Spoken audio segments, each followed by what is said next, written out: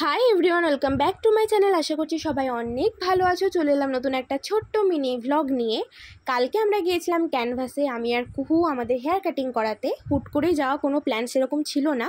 তবে হ্যাঁ, আমি ভাবছিলাম যে আমার হেয়ার কাটিং করানো দরকার, যেহেতু অনেকটা হেয়ারটা লম্বা হয়ে গেছিলো।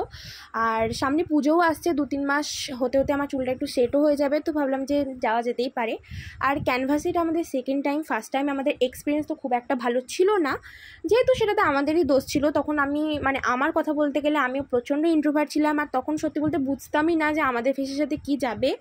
আর তখন তো রিলস ইউটিউব কিছুই ছিল না যে দেখে নিজেকে কি ভালো লাগবে সেটা বুঝতে পারবো। এখন সেটা অনেক পরিবর্তন হয়ে গেছে। এখনও আমি ইন্ট্রোভার্ট, তবে এখন বলতে পারি।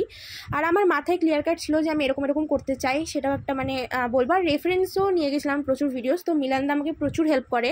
আর যেহেতু আমি আমার লেন্থ ছোটো করতামই না, আমি আগা করে আমার বড় চুলই ভালো লাগে, জানি না কার কী ভালো লাগে, তবে আমার তো লং হেয়ার সব থেকে ভালো লাগে।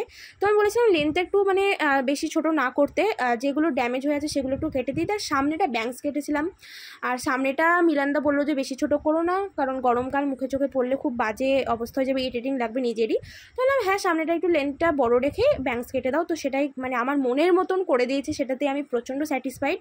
আর ফাইনাল লুকও তোমাদেরকে আমি দেখাবো। আর কুহুও কেটেছে বাটারফ্লাই লেয়ার্স, ওকেও ভারী সুন্দর দেখাচ্ছিল। ওর যেহেতু কার্লি হেয়ার, ও তো বুঝতে পারছিলাম না প্রথমে ওর মুখেও কি ভালো লাগবে না লাগবে, প্রচুর ভাবনা চিন্তা করে এটা আমাদের ফাইনাল লুক।